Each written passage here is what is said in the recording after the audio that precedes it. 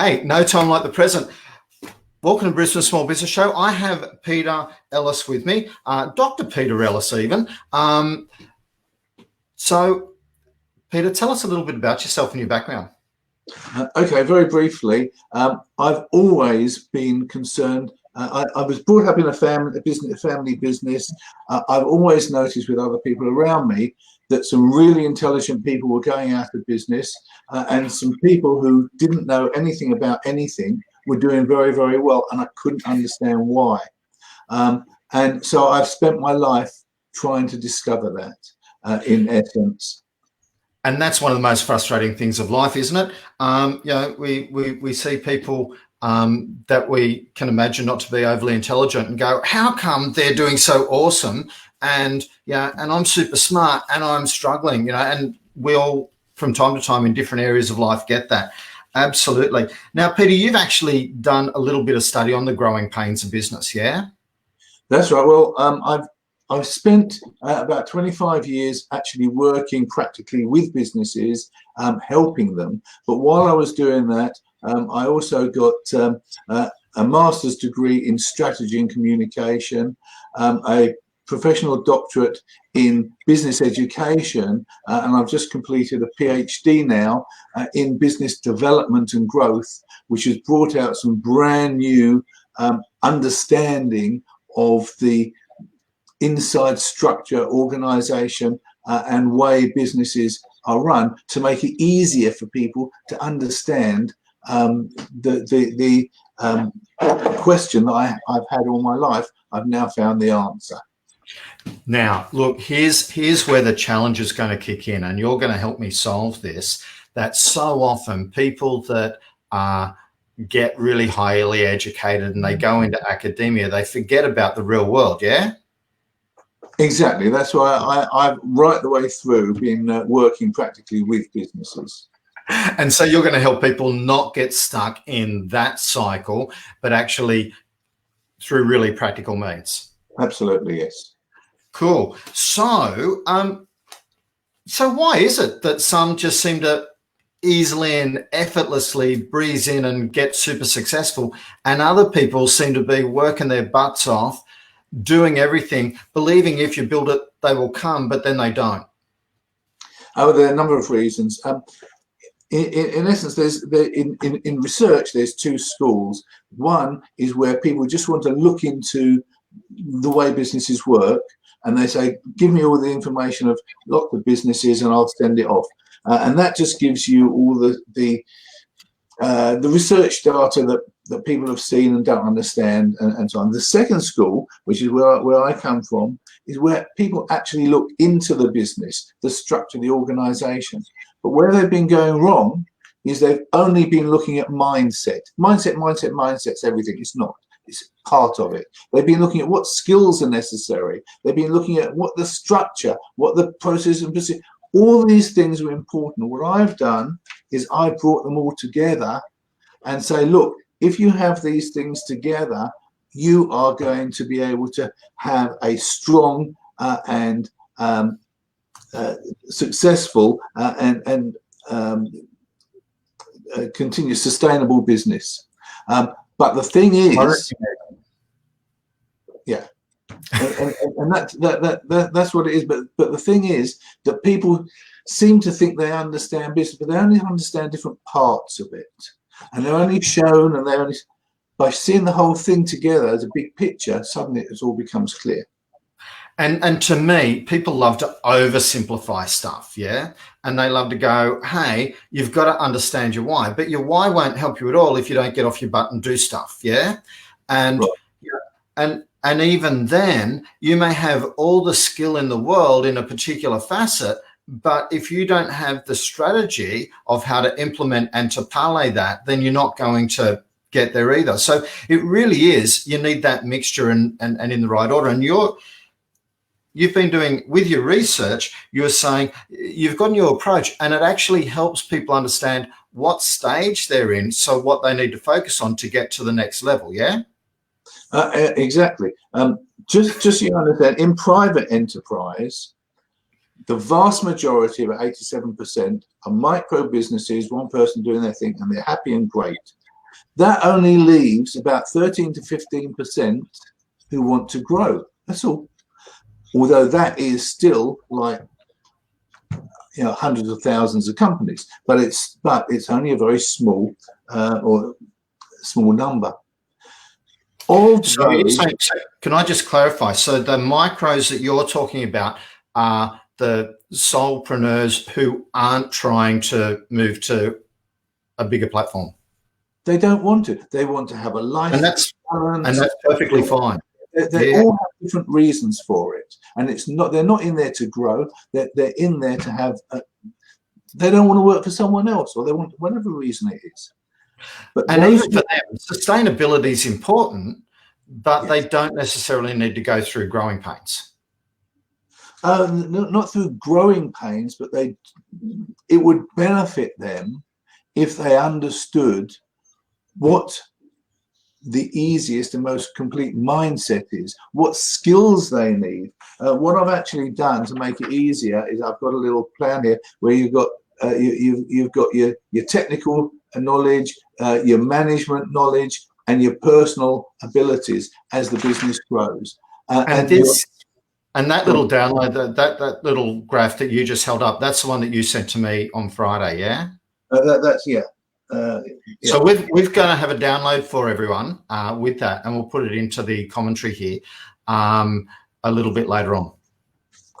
Because that's only part of it. What that does is show that when you start, you've got to have the skills, but as you grow, you haven't got time to use the skills. There's only a certain amount of skills you've got. Management, you've got to build up at first, and then that levels off because you're managing managers. But your personal development continuously grows throughout, and that's very, very important. This is really, really critical, because when you think about it, the guy heading up BHP may not even know how to dig a hole, right? Let alone a mine. Doesn't need to. Yeah. Doesn't have to, because the technical engineering skills required for mining isn't what he needs to know anymore. Exactly. But the person who only has a job digging holes has to be the best, really has to know what he's doing. So you don't have like one owner knows everything. What BHP does, that owner, is completely different from what a hole digging. And that exact same scenario applies whether you're in BHP or whether you're an accountant and you're starting an accounting company and you want to build that into a business that's going to have 20 or 30 or 50 people or whatever number. The higher up you go, the less important the technical skills become and the more important other skills are. Well, you do need to have the technical skills if you're a doctor or a dentist or an accountant or a lawyer or whatever, but you're not spending your time so much working at the coalface. What you're doing is you're starting to be a manager. And essentially what you'll see when you have a look at this is that a micro business, a small business is just a bigger micro business where you have to learn other skills. If you don't learn those other skills, you have problems, which I show. But a medium-sized business is a completely different animal. The reason they're bunched together is because they're all privately owned. That's the only thing they have in common. And the one thing I want to say essentially is this, that those 15% that grow, more than 50% of them are not small or medium, but are transitioning. And they don't even know they're transitioning. They think they're small, they think they're medium, but they're not.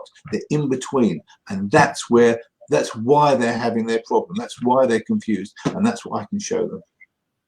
That's fantastic. So you've got a number of different phases of stages of business, yeah? Yeah. I think you told me about 8, or did I imagine that? Yeah, seven. You're exaggerating. It was about 8. It was about 8. 7's about. Fair enough. So I talked to a few people, so I get different things stuck, and sorry about that. So 7 different phases, 7 clear phases of business. So if we were to help people understand where they're at or what phase they're at or phases they're between, that would help them understand more about what they need to get through that transition. Yeah. Absolutely. Once they know what phase they're in, they can do something about it. If they didn't know they were in a phase, they don't know they have to do anything. Cool. So, stage one or phase, the very first one. What's that Okay. at? The First one is smallest, teamless one. Yeah. Setting the business up. You got your passion, your focus, your attitude, and so on and so forth. The next ones are the growth. So the first new stage is deciding you want to grow and coming out of micro. And coming out of micro is where you basically build up more. You go to network places, you go to places to try and get more work. But once so for you, a micro business was defined as what? A micro business is where you have one person that is the income earner. Now, if it's a dentist and they've got a dentist and a hygienist and a nurse and a receptionist, you still only got the dentist, because without the dentist, no one's going to come to see the hygienist and no one's going to come and see the receptionist. So that's also a micro business. And we won't take that. Yeah, absolutely. So, so it's a principal income earner is your definition. Income earner, yes. Awesome. Then in the next phase, if we use the dentist right the way through, it'll be easier. So the dentist. So first of all, he was a locum. As a locum, he was all by himself. He had no staff. Then he had his own place of work where he had the other people.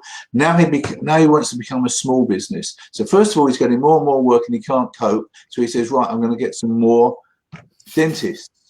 Yep. Now this is the moving into small business. If he just gets dentists and say, get on with it while I'm getting on with it, he'll be working 6 days a week. They'll be working 2 days a week, a couple of half days a week, doing whatever they want to do it. Going in there, they're not really earning the money for him. And he doesn't realize that it's not a question of having a dentist in there, it's having the room being paid for. That's what it's for.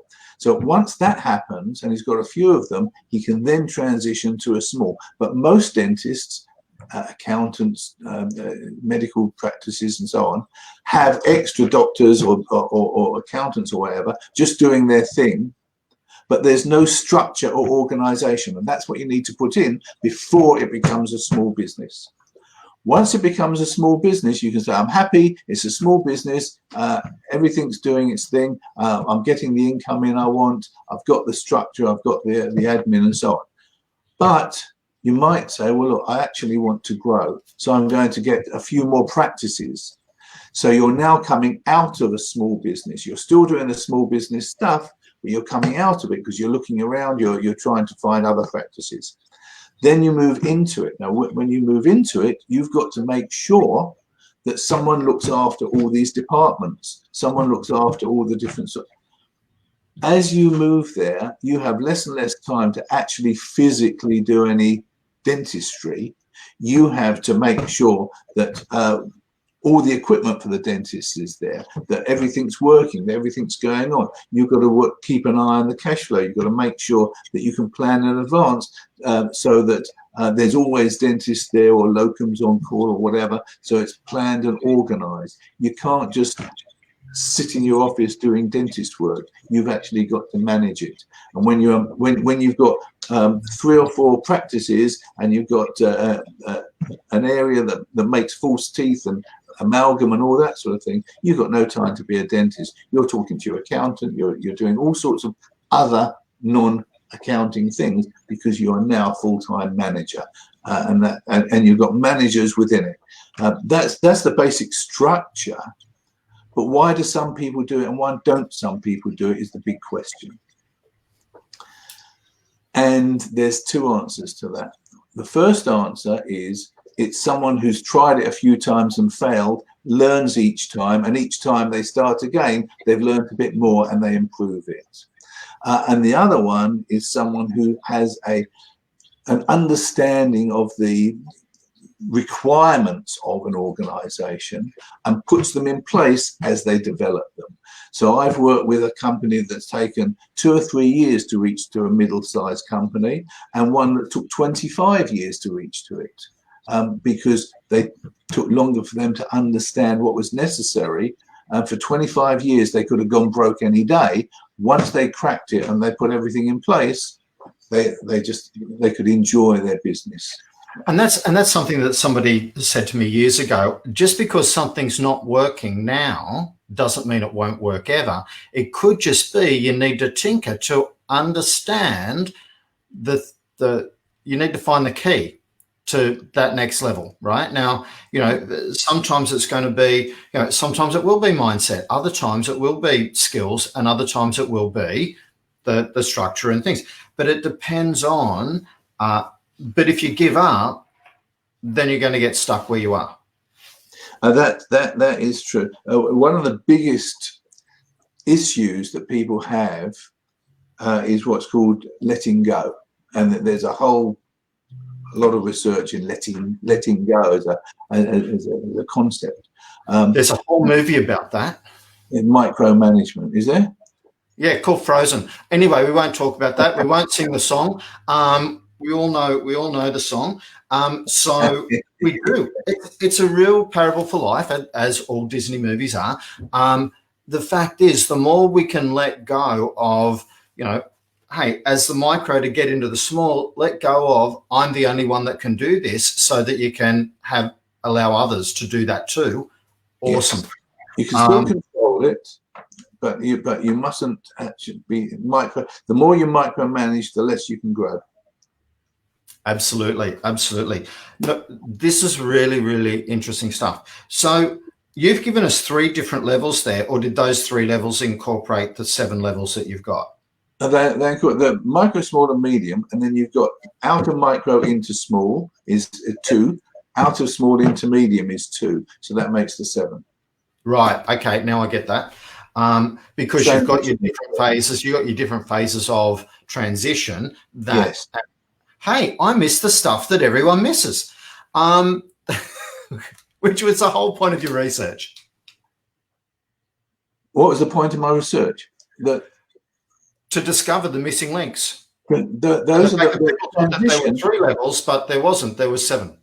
There were 7. The transition and the missing links. No one has ever researched that before. No one's looked into it. No one's even realized that there was such a thing. The technical terms for that have been around for decades, but no one's actually looked into it to see what it means and how it can be dealt with, and what the consequences of those activities are.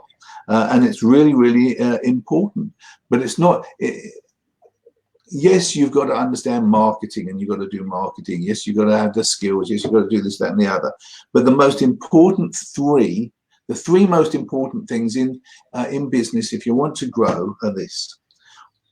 1, don't micromanage if you want to grow, because you won't grow. It'll basically hold you back. It'll be like a chain around your neck. Understand, learn about human relations management. Very, very important, because if you don't understand that, you can't grow, because you're stopping other people growing, and that'll make your business more difficult. The second one is planning. You've always got to plan. An idiot who plans is going to do much better than a genius who doesn't. And thirdly, you've got to look after your finance and understand your finance. Now, I say this with, excuse me, accountants, but your finance is more important than you realize it is. And I just say that it's not as important as accountants say it is, but it's much more important. Now, if you do it properly, and it's very simple to do it properly, I can show you 90% of people, 95% of people don't do this. But if you do it properly, you can make business decisions like that, because you can see exactly where you are, you can see exactly what you're spending, and you can make decisions in that way. That's how your accounts should be. Now, you don't have to actually physically do it. All you've got to do is be able to look at it and say, right, I can see that our gross profit percentage has gone down. That means I've got to put the price up a bit. I can see, and because I can see that's because the costs are going up. I can see I'm spending too much money in this area. Why is it? I haven't spent as much money as I used to in that area. Why is it? So by doing it in a certain way, you can ask simple questions. You can see, how are we doing? You can see, you can tell. Very, very And simple. that's the importance of understanding this process as you're going through those different stages of growth, so that as you grow, a typical challenge for many businesses, as they grow, their gross profit goes down because they're not focusing on, they're not as focused on the production costs as they once were. Yeah, I mean, production can be working through accountancy customers or dental customers, as well as making a clothes or a box or something. And so the critical thing today is there's 7 different stages of growth. By identifying where you're at, the path to the next stage simpler can be identified, and anything that can be identified you can learn and you can deal with, and you can and so with that, so yeah, it's a constant evolution. Look, Peter, thanks very much for your time. We've got a link. I've just got to hunt down what that link is. I'll include that in the stream. I'll actually include it in the information that we put into this stream. I'll show Peter how we can have that as an evergreen he can share into Brisbane Small Business on a regular basis, because I think this information is absolutely critical for all of us who do want to grow. Okay. It's absolutely brand new. No one has ever anywhere in the world seen this, done this, or is aware of this. I mean, they're sort of aware there's something, but they don't know what it is. And this actually says, I don't think I've actually sent you that graph, so I'll send that to you when we're finished. So we've got a different slide that Peter, a different download that Peter sent through. I sent you a blog. We did only get it at 12:30 a.m. So haven't had a chance to have a look at it yet, but I'll find out what it was that Peter sent to us. I'll put a bit more detail below. Thanks very much for your time today, Peter. I really appreciate it. Pleasure. Been lovely talking to you. Thank you very much. And we're going to get Peter to share more information into Brisbane Small Business so that he can help all of us grow. Thanks very much for watching today. Pleasure. Thank you very much for having me.